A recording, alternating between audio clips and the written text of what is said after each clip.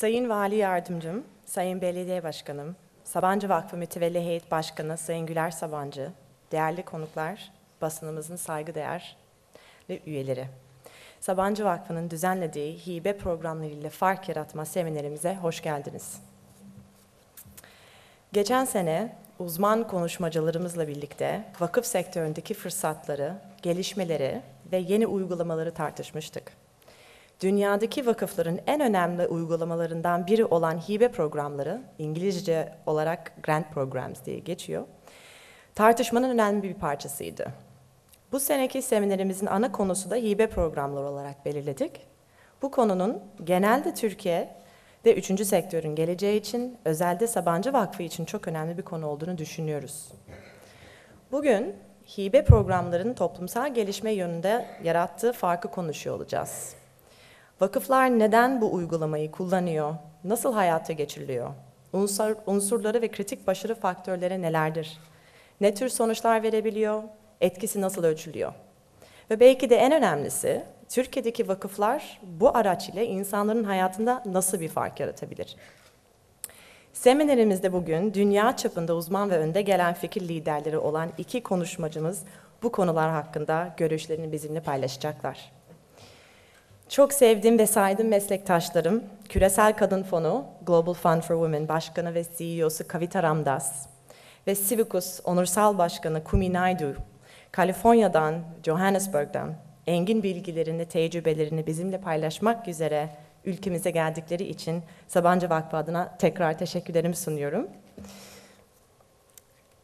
Bu sabah programımızın akışı şöyle olacak. Sayın Güler Sabancı, açılış konuşmasından sonra değerli konuşmacılarımızı sizlere takdim edeceğim. Kendileri yaklaşık 20 dakikalık birer sunuş yapacaklar. Kısa bir aradan sonra üçümüz söyleşi formatında açık bir tartışmaya geçeceğiz. Son 30 dakikada soru cevap için ayıracağız. Şimdi Sabancı Vakfı Mütevelli Heyet Başkanı Sayın Güler Sabancı'yı açılış konuşmasını yapmak üzere sahneye davet ediyorum.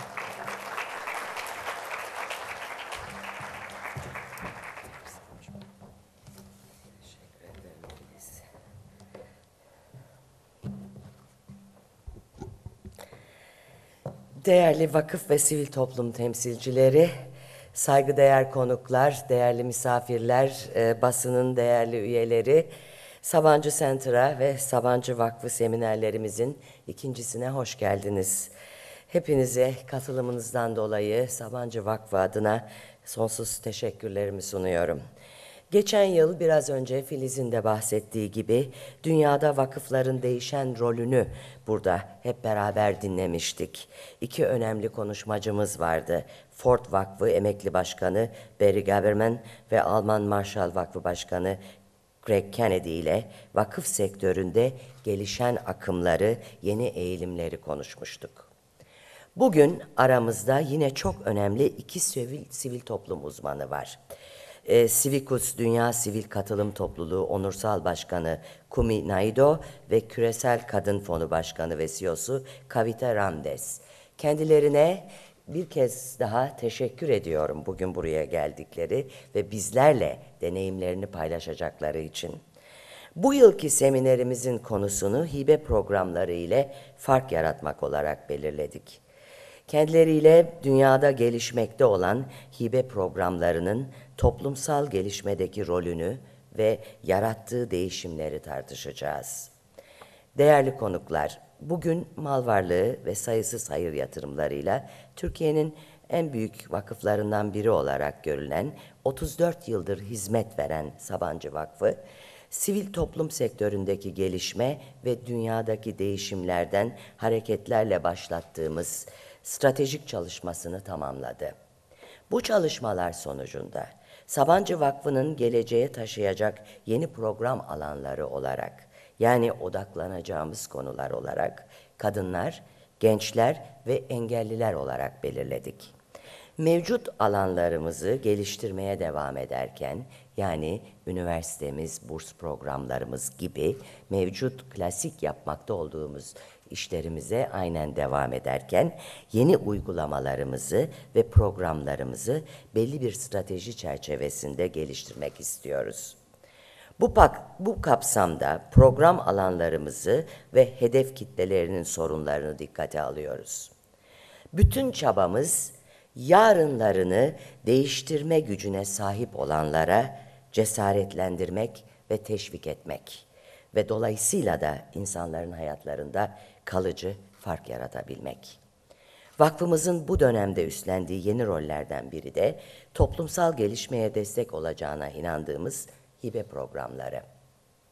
Vakfımız, kadınlar, gençler ve engellilere yönelik projeler için toplumsal gelişme hibe programlarını başlattı. Bu kapsamda sürdürülebilir ve çarpan etkisi olan projelere toplam 1 milyon YTL tutarında hibe vereceğiz. Bunlarla ilgili bu programlara müracaat için 20 Kasım'da açtık müracaatları. 20 Ocağı kadar devam ediyor. Ben buradan bir kez daha sivil toplum örgütlerine, üniversitelere ve değerli temsilcilerine çağrıda bulunmak istiyorum.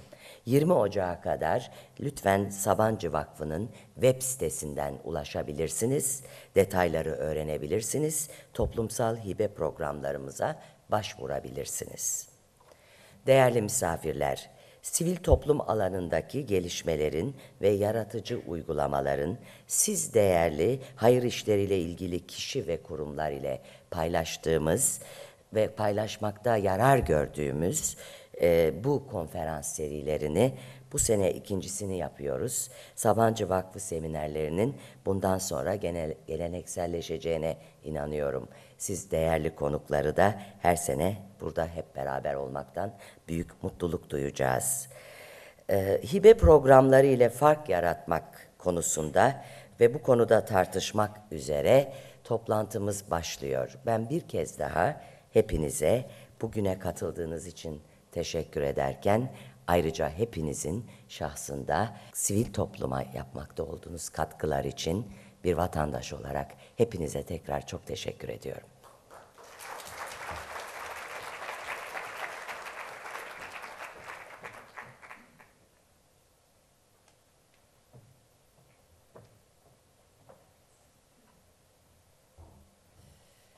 Şimdi değerli konuşmacılarımızı sizlere takdim etmek üzere sahneye davet edeceğim. Kavita N, uluslararası kadın hakları alanında dünyanın en büyük ve en fazla miktarda hibe veren 21 milyon Amerikan doları mal varlığı olan, her katıda binlerce kadın sivil toplum kuruluşuna verilen 8 milyon dolarlık hibeyi yöneten, konusunun dünya çapında uzmanı ve çok sayıda ödül sahibi olan Küresel Kadın Fonu Başkanı ve CEO'su Sayın Kavita N'ı sahneye davet etmek istiyorum.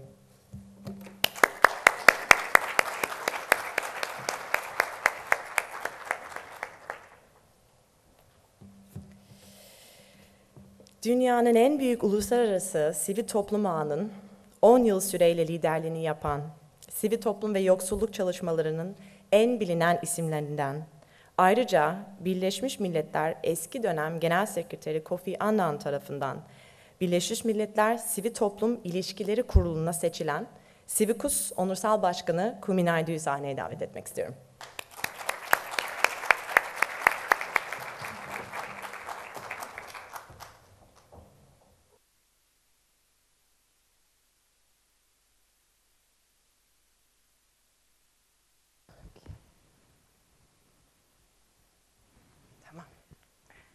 Evet, tekrar hoş geldiniz. Seminerin bu kısmından itibaren ana dilim İngilizce'ye döneceğiz. Welcome again, Kumi and Kavita. We won't be needing translation any longer. I'll be speaking in our common language. But we might want to turn that off so it doesn't distract you. So without further ado, we're going to move into your remarks. But before that, I just want to say a few words about what Kumi and Kavita have come to share with us today. As I explained in my opening remarks, Kumi represents an organization called Civicus, and they focus on 4 things in the world, very briefly, first, under the mission of acting together for a just world. Social justice, economic justice, civic justice, and political justice. Under these 4 themes, they organize and network hundreds of nonprofit organizations and civil society organizations every year in a huge assembly. They run programs called Civil Society Watch to make sure in different parts of the world that civil society has the space to contribute to their own societies. So today, in Kumi's remarks, we'll be listening to his perspective on the global agenda as someone who's been actively involved with UN discussions, World Bank civil society discussions. Kumi is a very, very valuable leader in the sector and has the opportunity to tell us a little bit about the big picture, why we're worried about poverty and climate change and development. And then we'll move on to Kavita, who will kind of bring it down to us for the local level, specifically focusing on women's organizations and what it means to be a funder, both a fundraiser and a grant maker, the unique model of the Global Fund for Women, and talk about some of the challenges that they face in connecting the local issues to the global issues. So, Kumi, please, yes.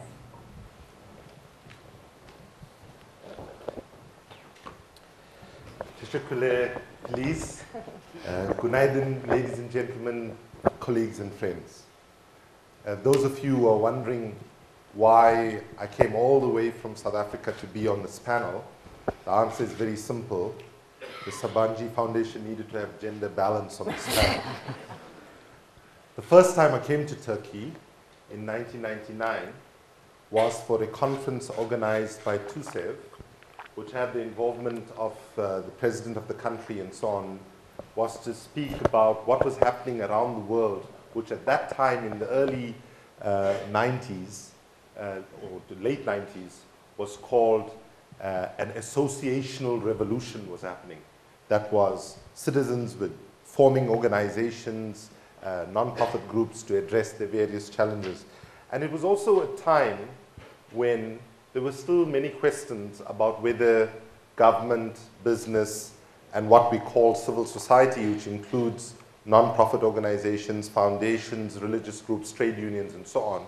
There was a big question then about whether, in fact, we can learn to work together with each other, because today we live in a world where it's become completely clear that government alone cannot address all the problems that humanity faces. Foundations and non-profit organizations alone cannot do so on their own, and neither can business. And unless we can focus on the comparative advantages of the different sectors in society, and unless we can better understand how we can harness the comparative advantages for social progress, we will not get too far. However, in those days, there were still very many questions about whether we could work. And I want to share with you that late in the evening, after the conference was over, there was a bunch of us at the hotel, some from outside, some from inside, and there was somebody was saying, you know, NGOs, which is a term that's used globally, non-governmental organizations are really important, and kept talking NGOs, and a business person said, what is this thing you're talking about, NGO, and, you know, haven't quite heard of it before. And the non-profit sector person that I was with said, you haven't heard of it about NGOs? Well, to understand NGOs is very easy. All you have to do is understand Christopher Columbus, he said. Because when Christopher Columbus set out, he didn't know exactly where he was going. When he arrived, he didn't know exactly where he was. When he got back, he didn't know exactly where he had been. However, he had a huge impact on the world, and he did it all on somebody else's money. So today we are living in a world where there's a lot of fluidity, a lot of change, a lot of uncertainty. But while we talk and gather here at a time where everybody is focused on the global financial crisis, it's worth taking a lesson from China, because the character for crisis is the same character, the alphabet. The same character for crisis is the same character for opportunity. And the challenge for all of us who are concerned about moving this world such that it's more equitable, more just, and more fair, is to understand this moment in a way that actually we can, out of the desperation and uncertainty that we feel, how can we learn from it and move the whole planet in a different direction? My dear brothers and sisters, the reality is today and every single day, 50,000 men, women, and children die from preventable causes. 50,000 men, women, and children every single day. On my continent, Africa alone, every day we lose 6,000 people from HIV/AIDS alone, 7,000 people from malaria alone, and 1,500 people from tuberculosis alone. What is happening in some parts of the world is not simply a sad situation, a problem, or a tragedy. It is actually a passive genocide or a daily silent tsunami that is underway.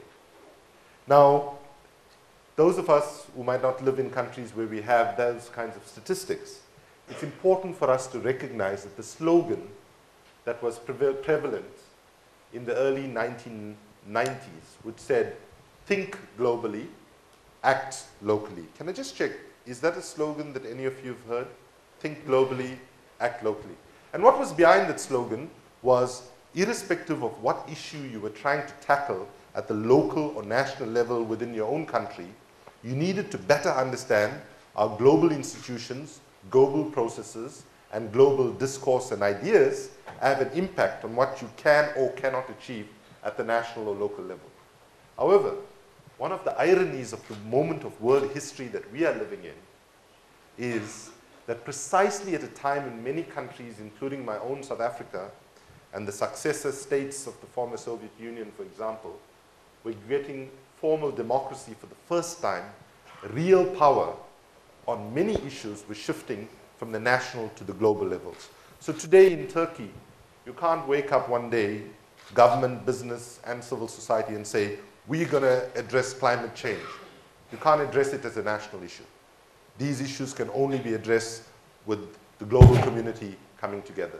Similarly, you can't address the issue of environmental, other environmental catastrophes. Even an issue like HIV/AIDS today is because the pricing of life-saving pharmaceutical drugs is negotiated at a global level.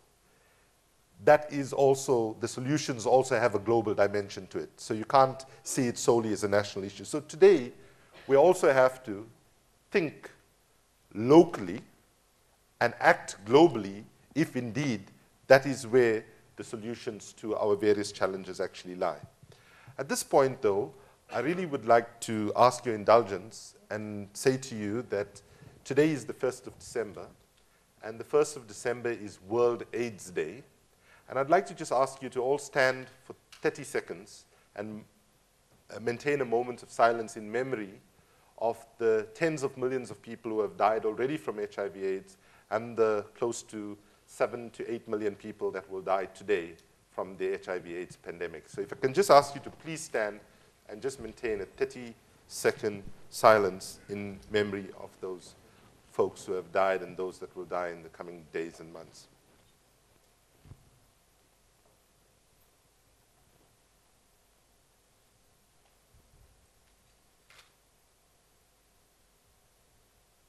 Thank you very much. This particular seminar is taking place at a very special moment, actually, because today is World AIDS Day. In Doha, at the moment, there's a big world conference going on financing for development that is looking at how we can ensure that we find the resources to address poverty and other pressing issues. Today also in Poznan in Poland, over the next 12 days, starts the climate change negotiations in preparation for the post-Kyoto conference next year. And importantly, all of this is happening at a particular moment in world history where there's a lot of anxiety. I want to just pick up on a few issues quickly. Whether a society can form foundations and non-profit organizations and so on has not been a given. And as we've seen since my first visit to Turkey in 1999, there has been so many positive developments like the associational law in 2004, the foundations law in early this year. And you can see that there is a real effort. And I want to commend and welcome that, and to say that that has been a global trend over the last 10 to 15 years. However, it's just important to note one negative trend, and that is the tragedy of September 11, 2001, which the whole world stood in solidarity with the people in the United States. Sadly, the response to September 11, 2001, through the so-called war on terrorism, we have seen in many countries around the world, in the name of the war on terror, there has been a clamping down on space for non-profit organizations. And I want to tell you this in a story. About 18 months ago, in a country called Zimbabwe, which I'm sure many of you have heard of because it's been in the news very sadly over the last couple of years, Civicus had been called in to support the religious community and civil society who were concerned and raising issues about the state of democracy in Zimbabwe. And as has happened in the past, we were followed by security police agents. And after a few minutes, I went up to one of them and started a conversation and said, here's the card, here's the brochure, this is what we're here for, nothing secretive. And the person, two guys started talking, and then they said, well, democracy in Zimbabwe is not perfect, but why is Civicus and other human rights organizations putting so much of pressure on us when we in Zimbabwe didn't do Abu Ghraib torture? We are not running Guantanamo Bay. We are not engaged in racial and religious profiling. We are not like the UK government trying to pass a new detention without trial law and so on. So I'm giving you that to say that really we must not take the space for civil society to be able to function in its various manifestations for granted, even in countries that claim to be promoters of democracy. That democracy is a central, important factor to ensure that the ability of citizens to take private action for public good is actually there, is not something we should ever take for granted, because as Kavita will tell you, the Patriot Act, for example, in the United States has also put restrictions on the functioning of foundations.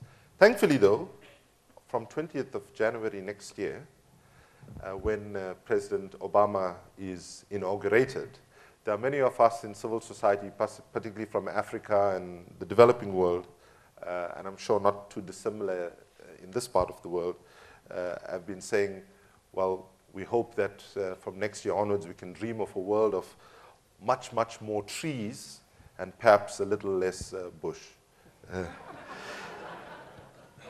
I want to go to the question then, how does change happen, and how does foundations in particular, through grant-making programs within this kind of global context, work to actually effect change?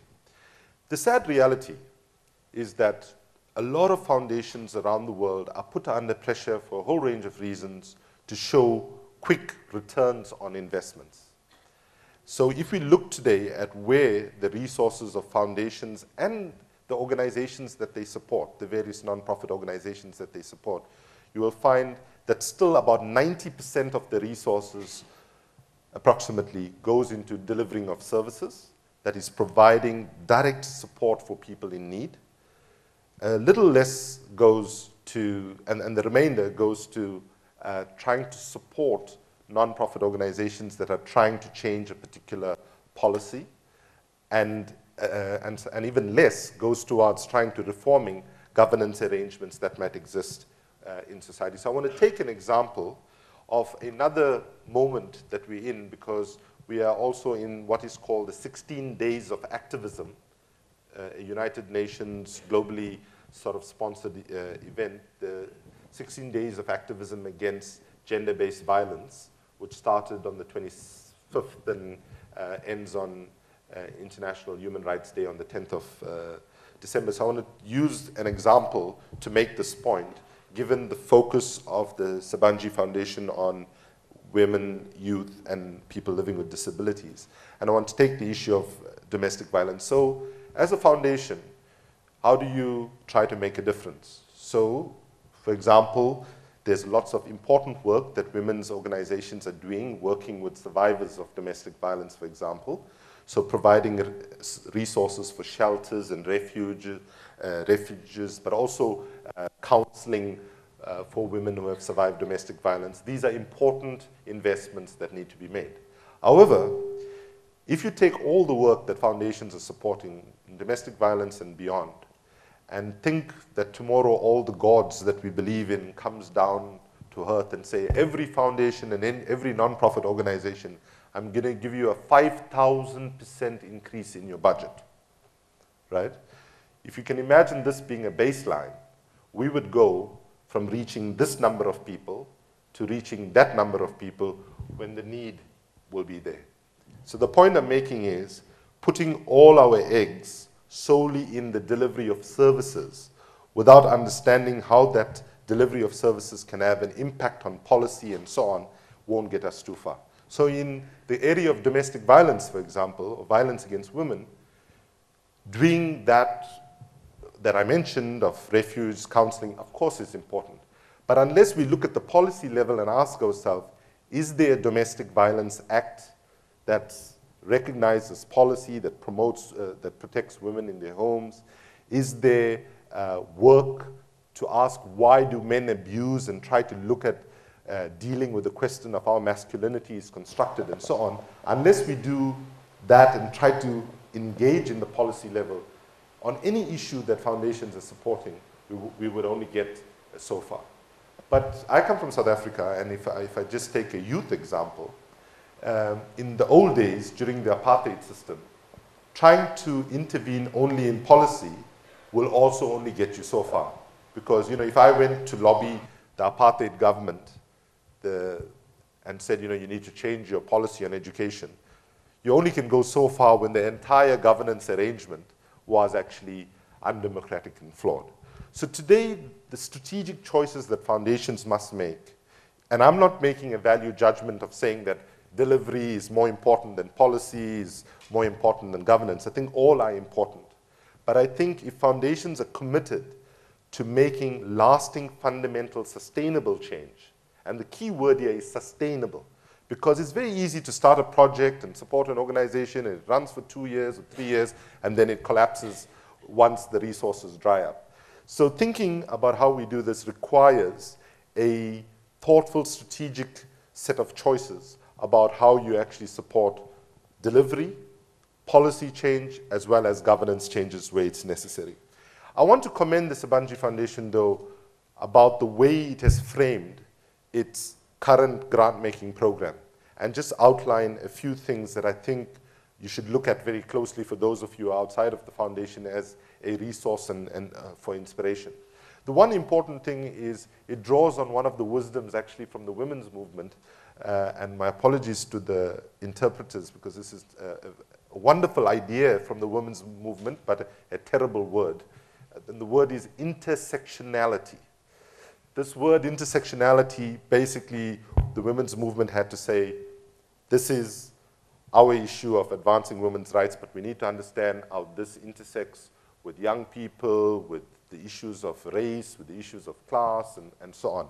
And what I liked so much reading the program is, one, you've chosen socially excluded groups, women, young people, and people living with disability. So that is a target constituency that sadly is often neglected. And I just want to make one point. The term social exclusion that is used in European Union discourse and literature, importantly, whenever they talk about social exclusion, it's talked about as if it's minorities of citizens. But actually, if you add them up, you know, they think, well, social exclusion are minorities, you know, people with disabilities, people living with HIV/AIDS, people living with terminal diseases and so on. But if you had all those numbers up, and if you add women, you had young people, you have older people, because in many societies, we also marginalize older persons.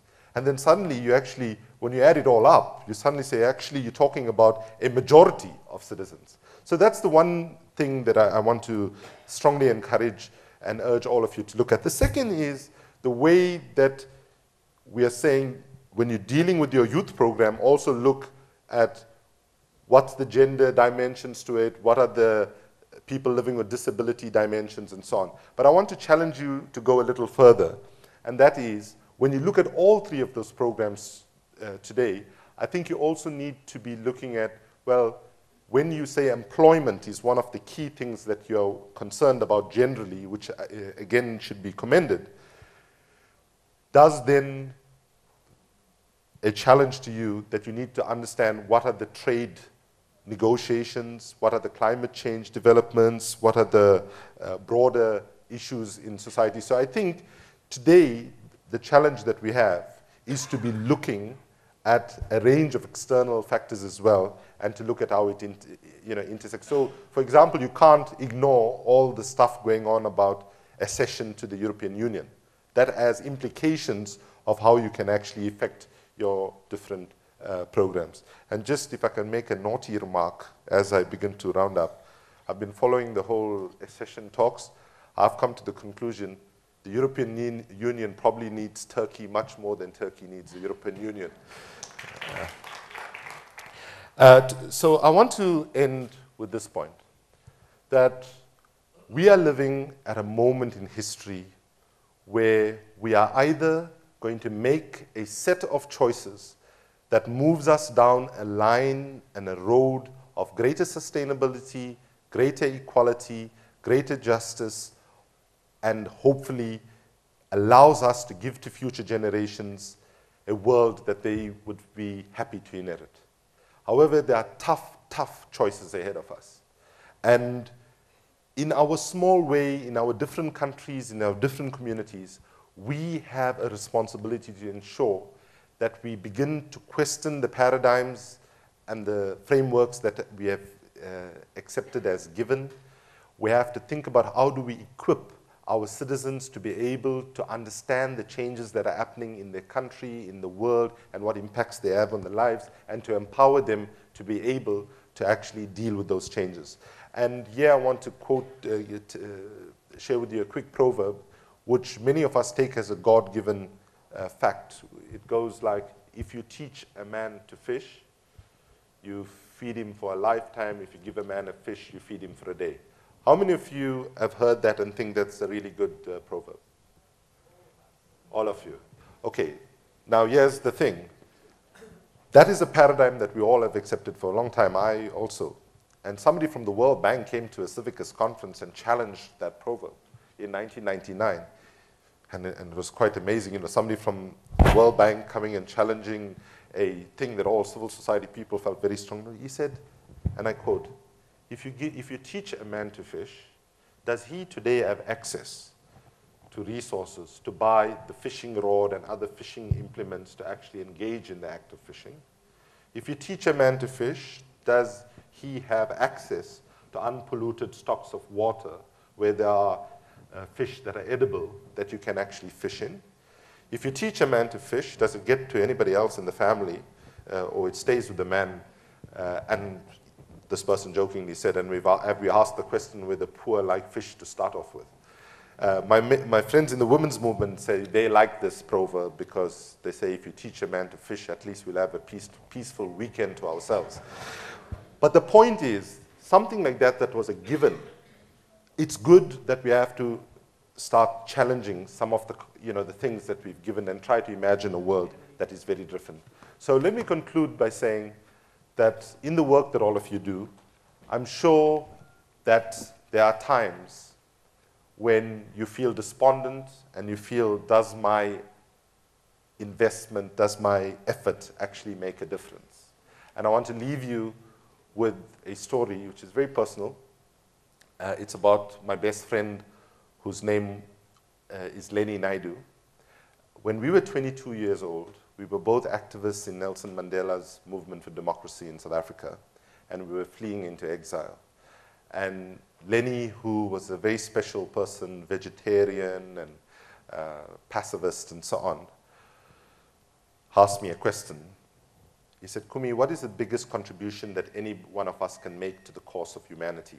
And I said, that's a simple question. It's giving your life. He said, you mean going out, participating in a democracy demonstration and being shot and killed and becoming a martyr? I said, I guess so. And he said, that's the wrong answer. He said, it's not giving your life, but giving the rest of your life. I was 22 years old that time. I didn't know what he was talking about, to be honest. But a year later, while I was in exile at Oxford University, I got a telephone call telling me that my friend Lenny and 3 young women from my home city were brutally murdered by the apartheid regime.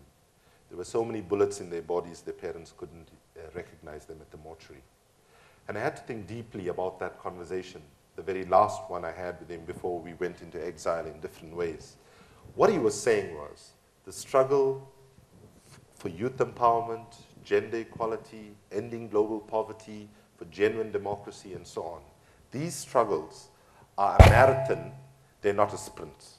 And those of us, like all of us in this room and all the institutions that are represented here today, who have had an opportunity and a privilege to be involved in public service, need to recognize that the biggest contribution we can make is a lifetime of commitment until these issues are actually addressed. And the thing that I say to young people, and I do a lot of work with young people in my role at Civicus, I say to young people, we must break the idea about understanding patriotism as dying for your country. We must build a new understanding where patriotism is about living for your country and living in a way that creates equality, fairness, and to ensure that this planet that we have can be equitably shared by all the citizens that are part of global humanity. Thank you very much. Let me just introduce you. I first met Kumi in 2004 at a Civicus conference in Botswana, my first time in Africa and my first time at a Civicus event. And I have to say, it's been, well, 4 years now, and I've heard Kumi speak 1 or 2 other times in different events, and each time I feel like I'm listening to him for the first time. Because as someone who actually works in this sector and is, I guess, dedicating my life to this kind of change, the words are inspirational, the perspective of the global issues so important to the work that we're doing in Turkey. So thank you very much, Kumi, for once again another very inspiring speech and for reminding us of the big picture. Kavita, another part of the big picture, but somehow manages to reach local and act global at the same time. Probably one of your biggest challenges as well as your assets. Kavita will talk to us today about how grant making as an instrument can advance social development. Talking about the different forms of grant making, Kavita has a foundation background in the private foundation sector. And she also has a background with, obviously, the Global Fund for Women, and she's also on the advisory panel regarding global development at the Bill and Melinda Gates Foundation. So from very different places, she sits in a perspective to be able to share with us on what grant making really is and what kind of change it can help create. Just a few words about the Global Fund for Women and some of the issues they focus on. Actually parallel very much Civicus's overarching goals of civic, political, economic, and social justice. The Global Fund for Women has identified several areas: economic security, violence, education, health and safety, leadership, and 2 kind of hot topics, trafficking and empowerment. So through this way, Kavita will be sharing us some stories, some lessons learned, and examples about how the Global Fund for Women is creating change all over the world, including Turkey. So please.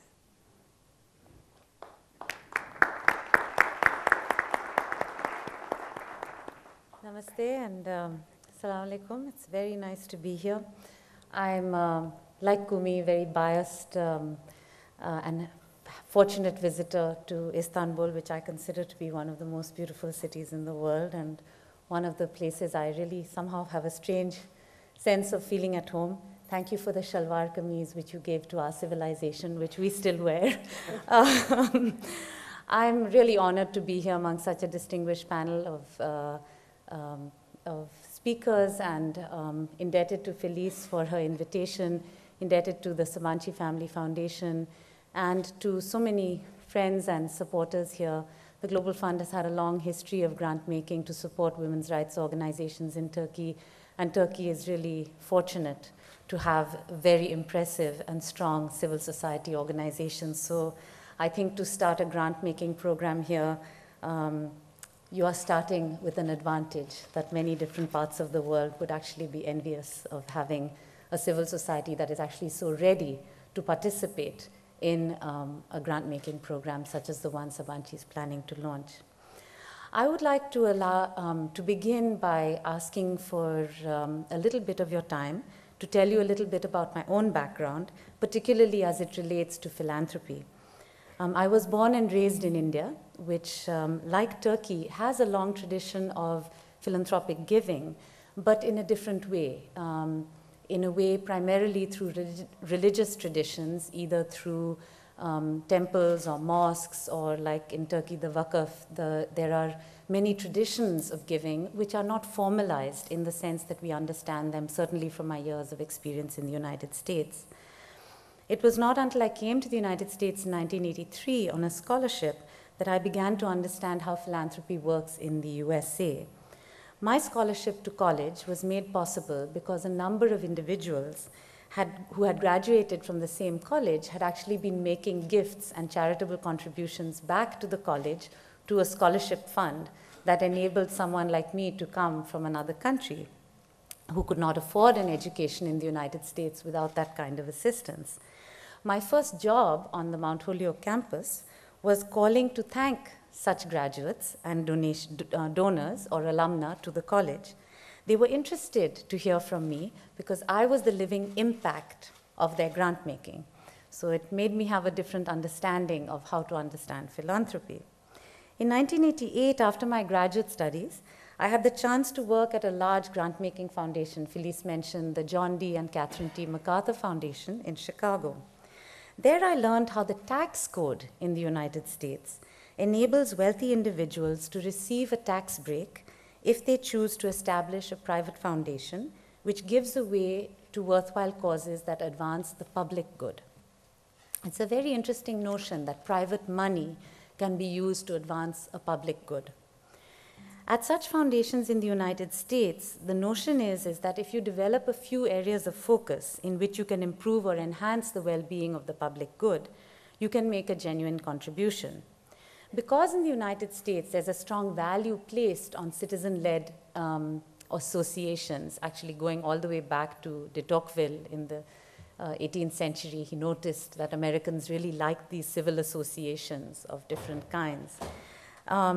There has been an understanding that citizen-led organizations play a strong role in democracies, and private foundations feel comfortable seeking their partnership in advancing the goals of their society through the mechanism of grant making. I thought for Sabancı Foundation, which has so much experience with scholarships, maybe I could make an analogy that in fact the process of running a grant-making program is not that different than applying for a scholarship. Organizations that seek to educate girls or improve the environment or advance the arts or plant more trees or provide legal aid to the poor write to private and public foundations in the United States describing how their programs and activities contribute to advancing a particular cause. The foundation, in turn, hires a fairly skilled set of staff who are mainly generalists, but who are also good analytical thinkers. You have Felice. To make assessments, to ask problems, and to kind of dig a little bit deeper into the ways in which those civil society organizations are planning to try and make a difference in the area that they have chosen.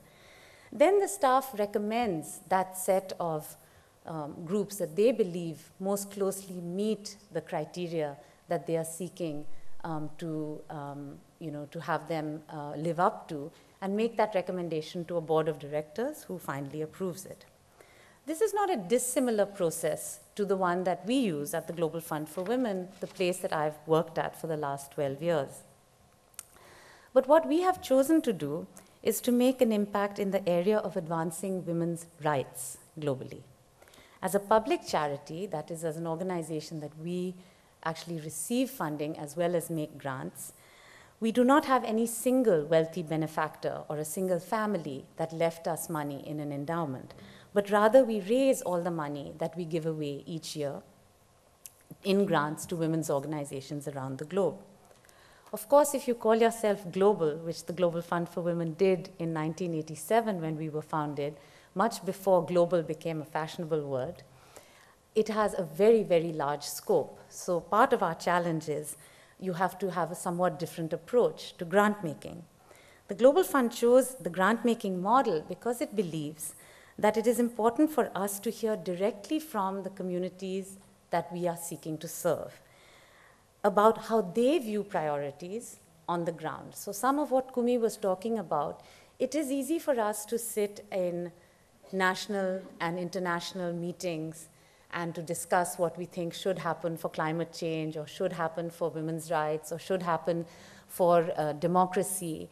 But it is very different when you're actually living in a poor community without access to clean drinking water, without ability to raise your voice, in a society where women are not supposed to express any kind of opinion whatsoever. And making that connection is one of the big challenges for the Global Fund. And we believe that choosing to be a grant-making foundation allows us to hear the voices of those whom we might not otherwise have heard from, because they can tell us in their own words what are the challenges that they are facing and bring these very large concepts down to a very grounded place from where we can understand how to make a difference. We are interested at the Global Fund in learning from new approaches, and we also want to understand what is similar or might be different.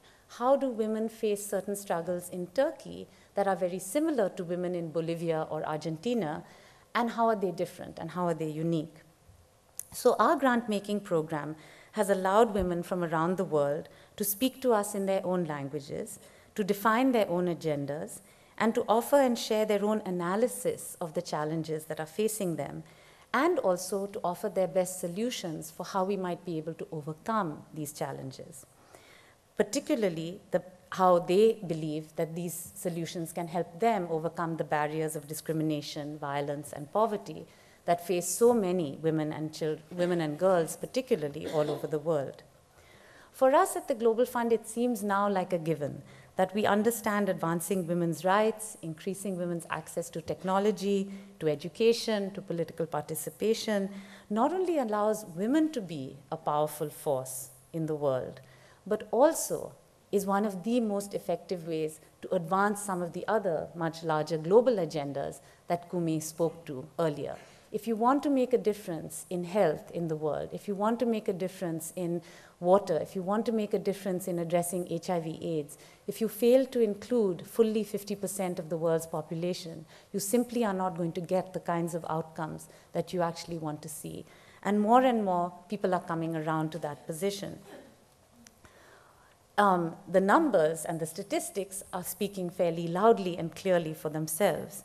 When you ensure women's right to education, for example, child mortality drops significantly by 10% or more, and the risk of contracting HIV/AIDS drops by almost 50% if you can ensure that a woman has more than a 4th grade education. But for us, statistics are not enough. We are also making investments in women's courage, in women's expertise, in their tenacity, in their creativity, and in their leadership. Today, we raise about $10 million a year from over 15,000 individuals from 43 countries around the world. Individual donations make up about 48% of our revenue, foundations make up about 31%, and corporations about 6%.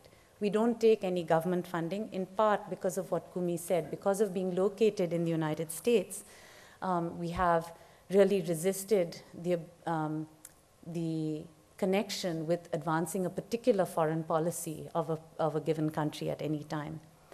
One way of ensuring that we as an organization keep very focused on this mission is by looking at questions of governance. And I think that's an issue that maybe many foundations don't think about, but it is one that we need to think about. I serve, as Felice said, on the board of the Bill and Melinda Gates Foundation, which has only 3 people who serve on their board of directors: Bill, Melinda, and Warren Buffett. If you think about the contradiction between an entity that is a private entity and that has so much ability to influence the public good, and you think about the structures of accountability, how is it possible to have structures that allow a foundation like that to become more accountable to the communities that they are serving? In the Gates Foundation case, they are trying to do that by creating advisory panels, such as the one I now serve on, such as the one Kumi serves on, where they are bringing different voices to try and influence and educate and bring different perspectives. In the case of the Global Fund for Women, our board is more than 2/3 composed of women activists from different parts of the world who actually allow us to hear firsthand from their own experiences what is it really like to challenge discrimination, or what is it like to live with a disability in a developing country, or what is it like to live in a country where the actual law discriminates against women or against young people. We've also created a network of advisors because we work globally, and we know that sitting in San Francisco or New York, you cannot possibly know how to do the right thing in Turkey or in India or in Botswana. Advisors who are based in their own countries on the ground, who can give us advice about what are the best ways in which to support civil society in their own countries, and also what are the challenges that local organizations face. They visit groups, they give us a sense of what groups are facing in their own context, and they make assessments about capacity. But how does one run a grant-making program that is effective around the globe? And how does one do it sort of in a really practical way? I want to share a few of our lessons. First, you have to be really clear about what is it that you are trying to do. If you are trying to strengthen women's voices, as we are, or if we are trying to ensure that we get money directly into the hands of women in their own communities, we have to be really clear in our own minds as a grant maker that that is what we want to do. Second, if we want to hear from groups on the ground, we must make it possible for them. So as Kumi said, if the man cannot reach the fish or cannot reach the pond where the fish are, you have to do something about that. So one way in which the Global Fund has done that is you can write to us in any language. Turkish grantees can write to us in Turkish. Groups from the Middle East can write to us in Arabic. Groups from India can write to us in Hindi. Groups from Afghanistan can write to us in Pashto. That might not seem like a big thing, but I think we are the only foundation in the United States that accepts applications in the language of the people who are applying themselves. If you're trying to reach out to people with disabilities and you don't accept an application that is written in Braille, what does it say about your intention to serve people with disabilities?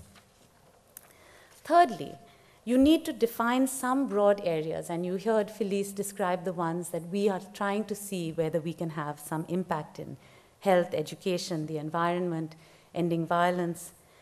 And finally, we have to say to ourselves, are we as grant makers willing to take risks? And are we willing to put that out there, that we are willing to take those risks? Are we willing to invest in women who are really entrepreneurial and visionary, and therefore also sometimes controversial in the issues that they are taking on? Let me share 3 stories. In 1992, following on the heels of Tiananmen Square in China, a small group of women wrote to us saying they wanted to establish the first ever hotline for domestic violence in China. At the time, the issue of domestic violence was very hotly contested, and the Chinese government said it was a Western problem and did not exist in China. They received a $10,000 grant from the Global Fund for Women, and within the first 9 months, this hotline received over 3,000 phone calls. Today, they receive over 70,000 calls a year from women all over the country. What started as a hotline has grown to include educating women about laws that protect them and training community members to intervene to stop domestic violence. The hotline has been replicated in 17 cities across China and has forced the government to acknowledge the toll that domestic violence takes on public health, on economic productivity, and on community safety. This organization, Maple Women's Center, now leads national efforts to reform and propose legislation to protect women's rights. And in 2001, they succeeded in adding an anti-domestic violence clause to the marriage law in China, speaking to this connection Kumi was making between, on the one hand, providing the service, which was the hotline, and on the other hand, making the shift to impact policy and holding governments accountable for the responsibility that they actually have to take. We're also very proud, as I said earlier, to have supported groups here in Turkey. In 1995, we gave Women for Women Human Rights, led now by Pinar Ilakaran, $7,000, their first ever grant from any funder. Just one amongst many groups, as I said. They were researching women's rights in Turkey and violence against women in Ankara, Istanbul, Eastern and Southeastern Anatolia. They used our grant to do this research and learned that many women were unaware of the rights granted to them under Turkish law, and that there were virtually no women's grassroots organizing and networking other than in big cities in Turkey. So they decided to dedicate themselves to training Turkish women in legal literacy, reforming civil and penal codes to advance women's rights in Turkey and internationally. Since 1995, they've educated over 4,500 women on legal and economic rights in community centers that exist in 36 Turkish provinces. A recent external evaluation found that they were so effective that they had actually, Pinar and the Coalition for Sexual Bodily Rights in Muslim Societies won a prestigious international prize called the Gruber Women's Rights Prize for their groundbreaking leadership in reforming Turkish laws and advancing the rights of Muslim women. Pinar not only has served as a grantee of the Global Fund, but has now joined our advisory council and helps us to make good decisions on grants, not only the ones we make in Turkey, but also informs our grant making in other parts of the world. Lastly, I want to share a story with you about our work in funding women with disabilities. The Global Fund is actually one of the largest funders of women with disabilities around the world. Since the early 90s, we've made grants to groups of women with disabilities who face the double discrimination of being a woman in their society and the fear and ostracization that women with disabilities experience. We've not only made grants directly to groups of women with disabilities in countries as diverse as Pakistan, Egypt, Colombia, but also funded leadership training and awareness-raising efforts. And I want to end with a story from a gathering that I was at last year, a gathering called the Women's Institute on Leadership and Disability, where new and emerging grassroots women leaders from 30 different countries, speaking in 23 different languages, including sign language, were present at a training program to really develop the skills of women with disabilities. I don't know how many of you have ever been in a room like this, but if you can imagine, we were in a room where people were on wheelchairs, some people were both deaf, dumb, and blind. There was a woman from Botswana who was blind and had started a business of braiding hair in her village and was now one of the most skilled hairstylists in her village. They were learning not just to how to live with their disabilities and particularly to deal with violence, because women with disabilities are disproportionately subject also to sexual violence. So it was, watching them sort of saying no and resisting and learning the techniques. But also they are women who are leaders of the women's movements in their own countries. So it is not just a question of, oh, you living with a disability, maybe you can do something for people with disabilities. No, these are women who are actually leaders around issues like countries accepting CEDAW, the Convention for Elimination of Discrimination Against Women. These are leaders who are running for parliamentary office. These are leaders who are challenging their governments to actually live up to the conventions on human rights that they have actually signed, but have failed to actually implement. So I think, again, changing our own ideas about what it is when we understand investing in women who are making a difference. I'll share with you this one quote. They say, we should think beyond our atrophied legs. We should feel good about ourselves. Let us tell our story the way we are. We are loud, proud, and passionate. And this is the way in which they actually brought their energy and their work. In the following piece, I would like to be able to share some of what I both see as the challenges of being a grant-making organization, but also what I think are incredible opportunities to connect with people like this, both at the grassroots, but also people who have the vision and the ability to see how transformation at the local level can really have profound implications for transformative change at the global level. Thank you very much.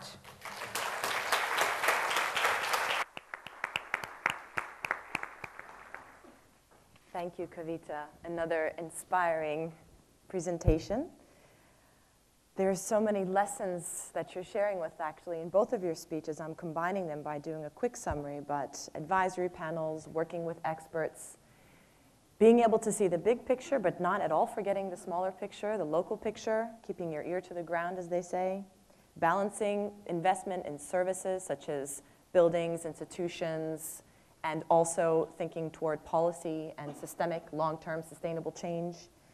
And just the impact that a small grant can make, and the story that you tell about Women's for Women Human Rights, the organization in Turkey, and how $7,000 can go to change so much, including the penal code in Turkey. So that's kind of something that really gets you thinking about impact and grant making. So I'd like to segue actually a little bit into that subject. Let's talk about impact. We've talked about, I think we've focused most of our discussions a little bit till now on agenda setting. So on these 2 points, one is how do we increase the impact that grant making can make? And by doing that, there seems to be this natural tension of global, local issues. And also, I was speaking with a colleague who's in the audience today working on education reform, and we were talking about foundations and their ability to either, or desire, to set the agenda or follow the agenda. So an example of setting the agenda for the Sabancı Foundation is thinking about women, youth, and persons with disabilities together and adding those lenses to each of those areas so that we're not excluding none of those groups within our work. But on the other hand, there's also an agenda of the country and its development plan and its plans going forward within the EU and certain democratization reforms. So how do you balance, as a grant maker, kind of the agenda that you're trying to set and the vision that you're trying to realize with what you're saying is sort of what's happening at the local level with the grassroots communities? And then kind of moving on from that, talking a little bit about impact and how foundations measure impact and work with their grantees in doing so. So I'd just like to open up the discussion from there. Oh, you're finished. Yeah. So we're going to continue that discussion after a 15-minute break outside. So we invite you for some coffee and tea and just take a little bit break, and then we'll continue with the discussion afterwards. That's what I thought. I wasn't sure. Was it happen?